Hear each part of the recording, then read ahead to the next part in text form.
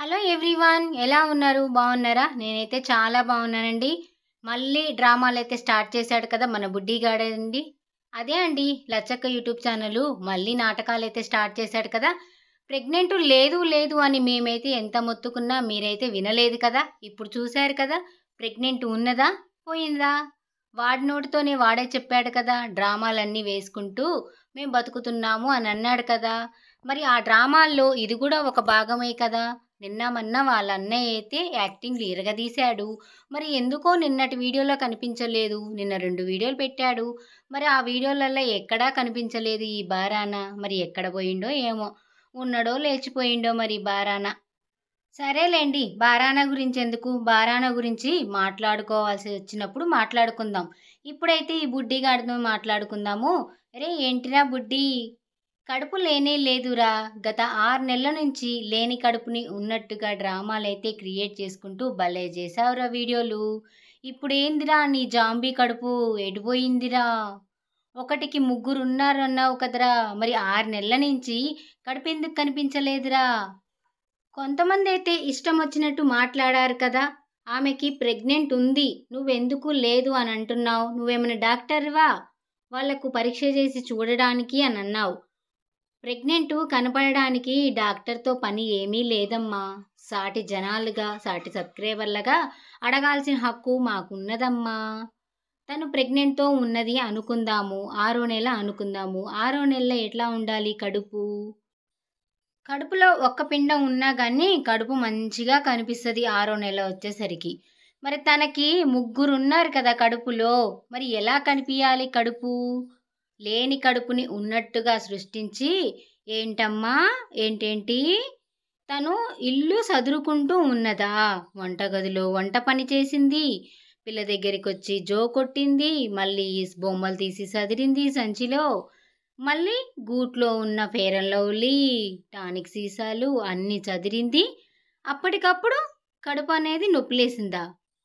ఒరే మెంటల్ నా కొడక, వెర్రి నా కొడక, కడుపులో పిండం తిరగట్లేదనంటే ఉదయం నుంచి ఆ కడుపులో నొప్పి వచ్చేంత వరకు నెర్వస్గానే ఉంటుందిరా. కడుపు అనేది టైట్గా పట్టేసి రాయిలా ఉండి కడుపులో నొప్పి అనేది స్టార్ట్ అవుతుంది. కనీసం తను ఏ పని కూడా చేయలేదు, అటు ఇటు కూడా తిరగలేదు. ఎక్కడ పడితే అక్కడ పడుకొని దివాలుగా ఉంటుందిరా.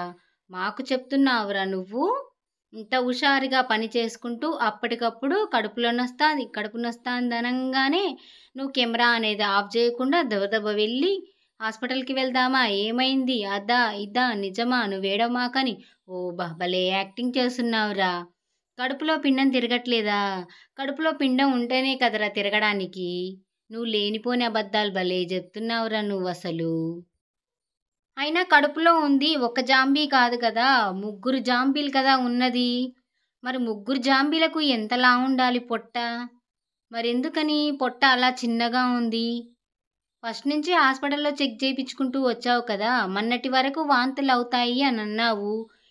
ఓహో, ఆమెకు చెప్పావా బుడ్డి? నువ్విక్కడ పని చేసుకో, నేను కెమెరా ముందుకొచ్చి వీడియోలో మాట్లాడతా. సడల్నా నాకు తెలవకుండా, నాకు చెప్పకుండా కడుపులో నొప్పిలేసిందని చెప్పు. జనాలైతే అప్పుడు గుడ్డిగా నమ్ముతారనేసి అలా ప్లాన్ వేసావు కదా. అంతేలేరా. మరి ఇప్పుడేందిరా ఇంకో వీడియోలా హాస్పిటల్కి తీసుకెళ్ళావా? మరి హాస్పిటల్లో పేషెంట్ ఉంది కదా, చూపించొచ్చు కదా. ఆమె అక్కడ పడుకోనే ఉంది కదా. గతంలో హాస్పిటల్కి వెళ్ళాను అని అన్నావు, అప్పుడు కూడా వీడియో చూపించమంటే చూపించలేదు. ఎప్పటిదో ఓల్డ్ ఫోటో ఉంటే అది థంబ్నెయిల్గా సెట్ చేసుకొని అన్నీ బాగానే చేసావు, వీడియో కవరింగ్ అయితే చేసావు. ఇప్పుడు కూడా హాస్పిటల్లో జాయిన్ అయింది కదా, ఇప్పుడు కూడా సీరియస్గానే ఉంది కదా, ఐసీలో ఉంది కదా. ఒక్క పిక్ పెట్టు, ఐసీలో ఉన్న పిక్ పెట్టు. పోనీ హాస్పిటల్లో వార్డు ఉంటుంది కదా, ఆ వార్డులో వీడియో తీసి పెట్టు.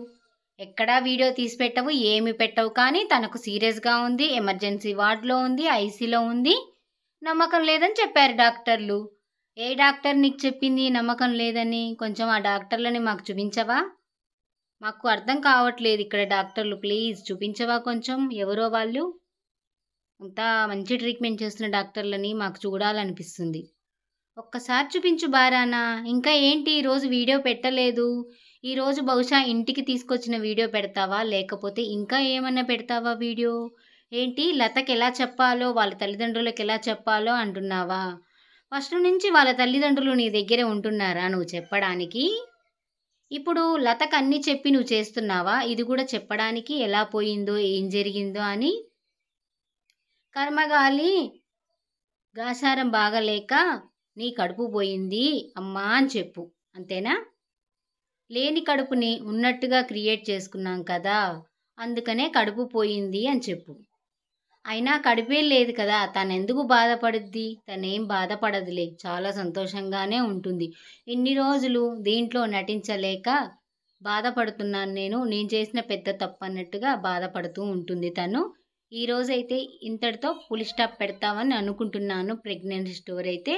లేదంటే ఇంకా కంటిన్యూగా వారం రోజులు సాగదీస్తావో ఏమో మరి. ఇక్కడ ఏంటి ఫ్రెండ్స్ ఏం చేశాను అనుకుంటున్నారని మీరు? ఇక్కడ పాలైతే విరిగిపోయాయండి. ఇందాక పాలు కాగబెట్టాను కదా! విరిగిపోయినప్పుడు ఆ విరుగుడైతే పారేయాలనిపించలేదండి. కలాకాన్ అయితే చేశాను. బాబు కావాలని అన్నాడు. పాలైతే ఫ్రెష్‌గానే ఉన్నాయండి. అందుకనేసి నేనైతే కలాకాన్ చేశాను. ఈరోజు మా డిన్నర్‌కి అయితే జొన్న రొట్ట, బీరకాయ పప్పు చేశానండి.